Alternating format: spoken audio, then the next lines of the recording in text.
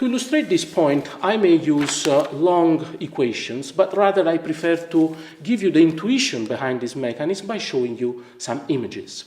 The story begins with recognizing that our well-being depends, at least in parts, on free goods, like social relations or a pristine environment. If for some reasons we end up feeling lonely, afraid, isolated, this will affect our well-being, and we may seek compensation for this decreasing well-being into consumption of goods and services provided by the market. In other words, the market can provide expensive substitutes to compensate for some losses. Example, if I'm feeling alone at home, what I can do is to invest any kind of money, any amount of money, in better equipment to make my life at home more pleasant. If I live in a place where criminality explodes, I can invest money to buy any kind of technology to protect myself and my belongings from the worsening environment. In all these cases, I am adopting individual solutions to respond to common problems. In all these cases, what is happening is that I'm spending money, I'm consuming goods, this feeds economic growth, and at the same time, I need to work more to afford this new layer of expenses, thus further contributing to economic growth.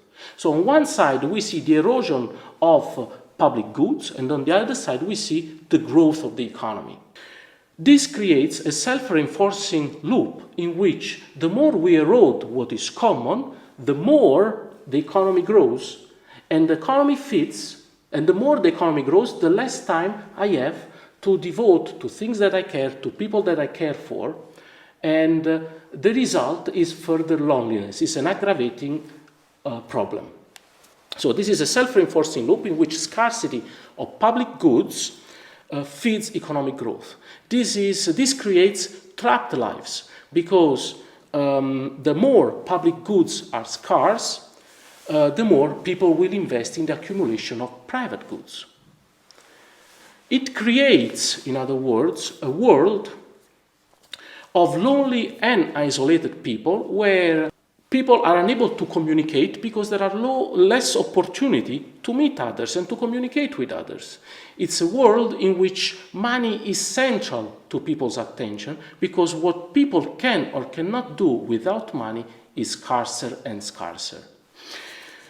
This creates a system in which private fortune accumulates for the few at the expenses of common poverty for the many. It is a system that creates winners and losers in a game where there is no possibility for cooperation, because the opportunity for social relations are scarce.